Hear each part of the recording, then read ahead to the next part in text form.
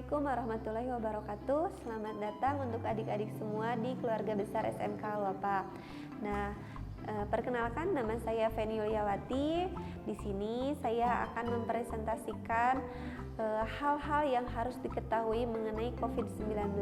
Nah, seperti yang kita ketahui bahwa akhir-akhir ini COVID-19 sudah memakan banyak korban.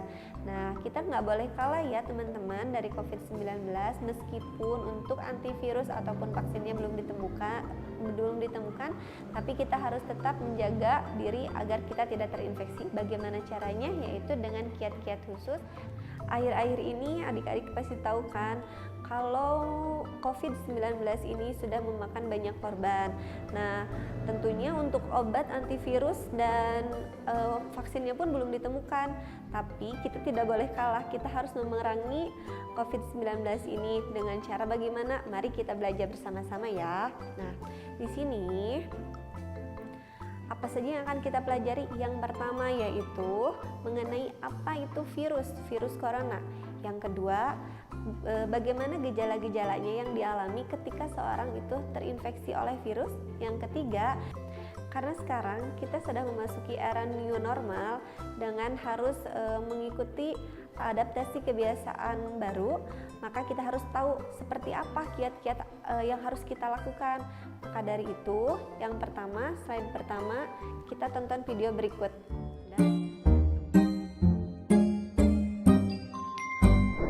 Virus corona itu apa sih? Virus corona adalah virus yang baru ditemukan. Dalam bahasa Latin, corona artinya mahkota. Begitu virus corona masuk ke paru-paru, dia mulai merusak tubuh kita. Kita jadi sakit, demam, bersin, batuk-batuk. Ketika batuk, percikan ludah ikut keluar dari mulut kita. Virus corona dengan menumpangi percikan ludah kita masuk ke tubuh orang lain, kemudian menuju paru-parunya. Meskipun tidak semua orang jadi sakit, tapi virus corona dapat menempel pada siapapun. Karena virus ada di mana-mana. Di rak buku, di taman bermain, di mainan, bahkan di lift yang kelihatan bersih dan mengkilap. Kalau ada orang yang mencet tombol, kemudian dia menyentuh mulutnya, virus corona bisa langsung masuk. Virus corona itu licik banget. Tapi aku tahu caranya biar terhindar. Salah satunya adalah dengan memakai masker. Ketika virusnya melesat ke arah kita, masker langsung menghalang mereka. Aku juga lebih sering cuci tangan pakai sabun alias cat TPS. Aku sukanya bikin busa yang banyak untuk membunuh virus-virus itu. Dan begitu mereka mati, langsung kubilas dengan air bersih. Wih, aku menang. Sudah disimak kan teman-teman mengenai videonya? Nah, sekarang kita belajar bareng-bareng ya. Nah, apa itu virus corona? Yang pertama, coronavirus atau COV adalah suatu famili virus yang dapat menyebabkan berbagai penyakit dan penyakit mematikan pada hewan maupun manusia. MERS atau SARS atau Middle East Respiratory Syndrome dan Seaforth Acute Respiratory Syndrome yaitu beberapa jenis coronavirus yang diketahui menyebabkan infeksi saluran pernapasan, mulai dari batuk, pilek hingga penyakit yang lebih serius. Selanjutnya, secara umum, virus corona menyebabkan penyakit pada sistem pernafasan, pencernaan, dan penyakit sistem syaraf pusat yang menyebar dengan luas. Nah, virus corona yang paling baru ditemukan ini adalah penyakit corona 2019 atau yang kita kenal dengan COVID-19. Nah, kita udah tahu kan apa yang maksud dengan virus corona. Nah, kalau COVID-19 itu apa? Coba kita simak ya. Untuk COVID-19 adalah penyakit menular yang disebabkan oleh novel coronavirus atau SARS-CoV-2 atau yang kita kenal dengan COVID-19. Nah, COVID-19 sekarang ini menjadi pandemik yang menyerang banyak negara secara global. Nah, kita kan sudah tahu apa itu virus corona. Nah, Bagaimana agar kita tidak terserang? Nah, salah satunya kita harus tahu bagaimana cara atau proses penyebaran dari virus corona tersebut. Nah, seseorang dapat terinfeksi dari penderita COVID-19. Jadi, infeksinya itu ditularkan dari orang per orang ya, teman-teman. Nah, penyakit itu dapat menyebar melalui tetesan droplet atau tetesan kecil atau droplet dari hidung atau mulut pada saat batuk atau bersin.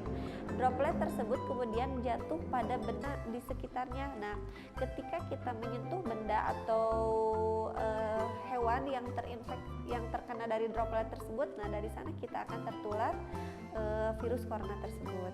Untuk gejala-gejala COVID-19 itu ada bermacam-macam ya. Nah, kita mulai dari gejala yang paling umum. Gejala yang paling umum itu dimulai dari dengan demam tinggi yang pertama, yang kedua itu sesak nafas, yang ketiga itu batuk kering, dan yang terakhir biasanya pasien itu mengeluhkan nyeri otot. Nah, untuk gejala selanjutnya itu gejala lain yang kurang umum dan dapat mempengaruhi beberapa pasien. Jadi gejala ini tidak terjadi pada semua pasien ya, hanya terjadi pada beberapa pasien saja. Apa saja gejalanya? Yang pertama itu sakit kepala, yang kedua itu konjungtivitas. Konjungtivitas itu yaitu mata merah ya. Yang ketiga itu hidung tersumbat. Yang keempat itu sakit tenggorokan. Yang kelima itu hilangnya kemampuan mengecap rasa atau mencium bau, dan yang selanjutnya adalah diare. Yang terakhir yaitu perubahan warna pada jari tangan atau kaki. Nah, gejala COVID-19 itu yang dialami itu biasanya itu dimulai dari gejala yang ringan, namun lama-kelamaan gejalanya itu semakin parah. Nah, beberapa orang yang terinfeksi hanya mengalami gejala yang sangat ringan, sehingga pasien itu tidak sadar akan kalau dirinya itu sudah terinfeksi. Nah, sekitar 80% pasien berhasil pulih tanpa perlu perawatan di rumah sakit yang kita kenal dengan isolasi mandiri ya teman-teman.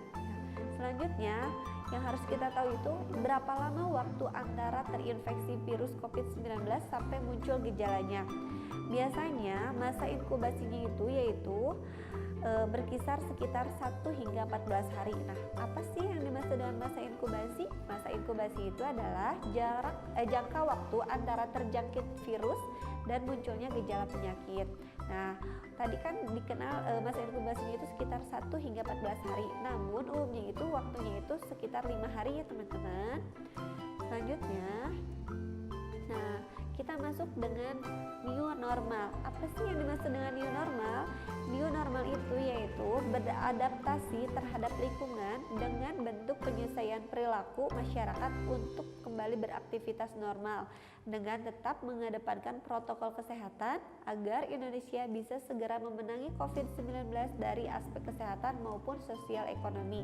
Jadi yang dimaksud dengan new normal itu kita menjalani kehidupan secara normal tapi dengan tetap memperhatikan protokol kesehatan yang kita kenal dengan adaptasi kebiasaan baru. Kalau kita menjalani kehidupan secara new normal, otomatis kita harus mempersiapkan perlengkapan apa saja yang harus kita siapkan di era new normal ini. Apa saja kita lihat ya teman-teman ya. Yang pertama, kita harus mempersiapkan masker. Nah, ketika kita beraktivitas mau di sekolah, mau bekerja, nah kita harus mempersiapkan masker. Masker itu digantinya itu maksimal itu per 4 jam ya. Kalau kondisinya itu tidak basah, basah itu seperti kalau kita berkeringat atau kalau kita bersin atau kita batuk. Nah, kalau kita bersin atau batuk atau berkeringat, maskernya sudah terlihat basah, sebaiknya itu diganti saja. Tapi kalau misalkan tidak basah atau tidak berkeringat, itu boleh diganti maksimalnya itu 4 jam. Yang kedua itu hand sanitizer, yang ketiga itu sabun cair, yang keempat itu tisu, boleh tisu basah, tisu kering. Yang keempat itu kita harus membawa peralatan makan secara pribadi ya, jadi kita nggak boleh pinjam-pinjaman peralatan makan. Yang selanjutnya itu perlengkapan ibadah. Yang selanjutnya apabila teman-teman itu memakai motor ojek online, itu itu diharuskan untuk membawa helm secara sendiri, jadi nggak boleh pakai helm yang punya ojol atau punya tukang ojeknya ya. Nah, selanjutnya, saya kan tadi sudah bilang kiat-kiat apa saja yang harus kita lakukan untuk menghadapi era new normal ini. Yang pertama, kita mulai dari kalau kita tips pelaksanaan berangkat ke sekolah. Yang pertama wajib menggunakan masker dan membawa masker cadangan. Kenapa kita harus membawa masker cadangan? Karena maksimal pemakaian masker itu yaitu 4 jam ya. Yang kedua itu mempersiapkan peralatan new normal lainnya seperti yang sudah disebutkan tadi ya teman-teman. Yang ketiga itu dalam kendaraan umum tetap menjaga jarak atau physical distancing. Yang keempat, dari rumah langsung menuju ke sekolah, jadi nggak boleh mampir-mampir dulu ya. Nah, pokoknya kita harus terapkan budaya malu ketika kita tidak menggunakan masker. Yang kedua itu yaitu terapkan budaya physical distancing ya. Nah, selanjutnya untuk pelaksanaan saat masuk lingkungan sekolah, yang pertama tetap gunakan masker, yang kedua itu mau melakukan screening suhu tubuh menggunakan termogan, yang ketiga itu siswa atau siswi yang memiliki gejala COVID-19 seperti yang sudah disebutkan tadi ya, dilarang masuk ke lingkungan sekolah. Yang keempat, bagi yang memiliki riwayat berkunjung ke daerah terjangkit dalam 14 hari terakhir untuk segera melaporkan diri kepada pengelola sekolah. Yang kelima, saat tiba segera mencuci tangan dengan sabun dengan air mengalir selama minimalnya itu 20 detik. Selanjutnya, menghindari kebiasaan bersentuhan, bersalaman dan cium tangan. Yang terakhir yaitu tetap selalu menjaga jarak atau physical distancing. Nah, nanti kita lihat ya, ini ada 5 langkah mencuci tangan pakai sabun dengan air mengalir. Mari kita tonton dulu. Basahi kedua tangan terlebih dahulu dan gunakan sabun secukupnya. Ratakan sabun dengan menggosok kedua telapak tangan. Gosok kedua punggung tangan secara bergantian. Gosok sela-sela jari tangan. Gosok bagian dalam jari dengan posisi jari tangan saling mengunci. Gosok dan putar ibu jari bergantian. Gosok memutar ujung jari tangan secara bergantian. Bilas dengan air mengalir. Keringkan dengan tisu atau handuk. Kemudian matikan keran dengan tisu atau handuk yang sudah digunakan. Lakukan langkah-langkah mencuci tangan selama 40-60 detik jika menggunakan air dan 20 hingga 30 detik jika menggunakan hand sanitizer. Ini kata dokter tentang cara mencuci tangan. Selanjutnya ada video cara batuk atau bersin yang benar. Kita simak dulu ya.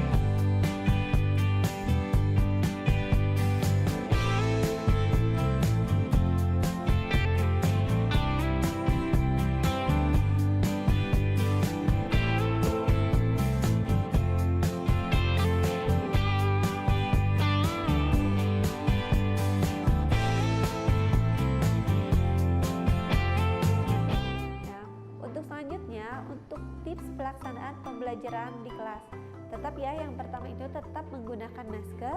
Yang kedua, sebelum dan sesudah masuk kelas dan beraktivitas, cuci tangan dengan sabun atau menggunakan hand sanitizer. Yang ketiga, bersihkan meja atau area belajar. Jadi sebelum teman-teman memulai pelajaran, meja atau kursi tempat belajarnya itu dibersihkan dulu menggunakan hand sanitizer atau desinfektan ya. Selanjutnya, siswa duduk di bangku masing-masing dengan menjarak duduk antara siswa itu 1-1,5 meter. Nah, untuk teman-teman di kursi ketika sudah memasuki kelas dan duduk di satu kursi itu tidak boleh berpindah-pindah ya atau moving ya. Selanjutnya, tidak diperbolehkan saling meminjamkan alat tulis atau perlengkapan sekolah.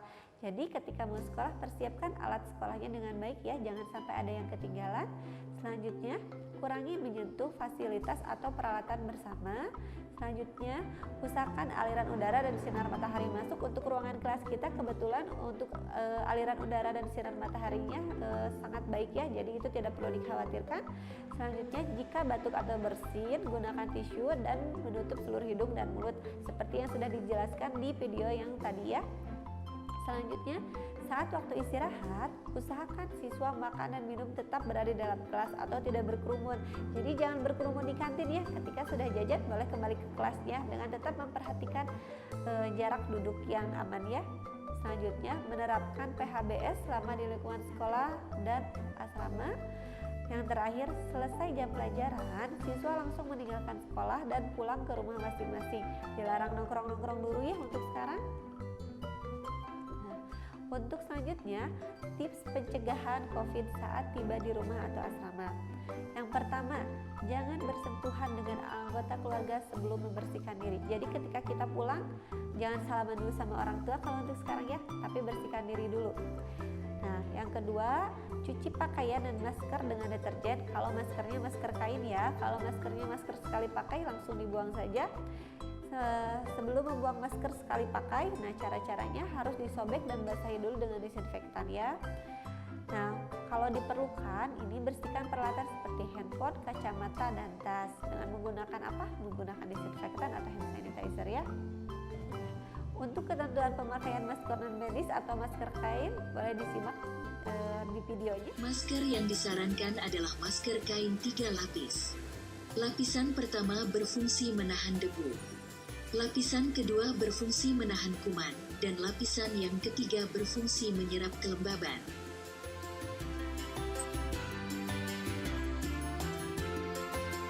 Penggunaan masker kain untuk orang sehat maksimal 4 jam. Gantilah masker ketika mulai basah. Lepas masker dengan benar. Lepas dengan melonggarkan pengikat masker di telinga kanan kiri. Masukkan masker yang sudah digunakan ke dalam plastik untuk dicuci dan pakai ulang. Bersihkan tangan dengan hand sanitizer atau air dan sabun setelah melepas masker kain.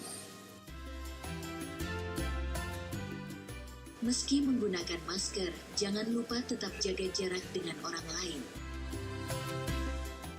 Adapun ini perhatian atau kiat-kiat khusus yang boleh kita dilakukan. Yang pertama itu tingkatkan daya tahan tubuh dengan konsumsi gizi seimbang, aktivitas fisik minimal 30 menit per hari, istirahat cukup, tidur minimal 7 jam, dan berjemur di pagi hari.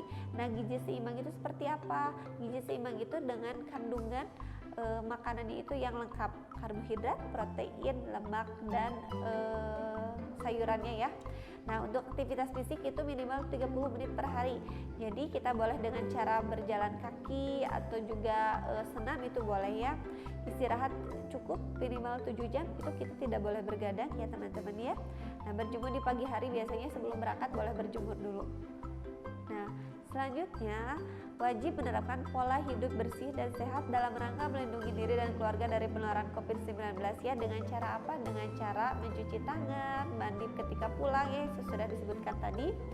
Nah, yang tidak boleh kita lupa, karena penyakit ini adalah punya Allah, makanya dari itu kita harus perbanyak doa dan istighfar. Nah, ini ada sedikit renungannya untuk kita, boleh disimak. Assalamualaikum warahmatullahi wabarakatuh, sahabatku sekalian.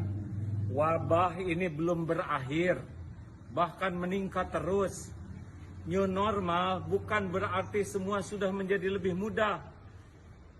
Jaga diri baik-baik. Biasanya orang menganggap remeh karena belum kena, tapi kalau sudah kena luar biasa penderitaannya.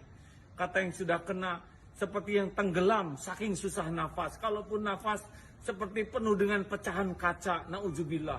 Bayarnya kalau sembuh bisa ratusan juta, 250 juta, pakai 4 protokol. 1, disiplin dengan protokol kesehatan. Pakai masker, jaga jarak, menjaga jarak, dan selalu cuci tangan tanpa menyentuh wajah. Yang kedua, protokol ibadah dan doa. Doa itu bisa menjadi jalan berubahnya takdir. Jangan lepaskan doa-doa yang dicontohkan Rasul. A'udzu bikalimatillahi tammah min syarri ma khalaq. Bismillahilladzi la yadurru ma'asmi syai'un fil ard wala fis sama' wa huwas samiul alim. Itu di antara doa-doa yang membuat insya Allah makhluk-makhluk tidak bisa mencelakakan kita. Yang ketiga, protokol istighfar. Bala itu turun karena dosa, dan bala itu diangkat. Ada sedikit kata-kata mutiara dari saya ya. Nah, yang pertama itu tidak ada balasan kebaikan kecuali kebaikan pula. Maka dari itu ketika kita ingin sehat, makanya kita harus menjaga diri dengan ikhtiar-ikhtiar yang baik. Dan jangan lupa masker ya, maskerku melindungimu dan maskermu melindungiku ya. Terima kasih. Assalamualaikum warahmatullahi wabarakatuh. Mohon maaf apabila ada kesalahan.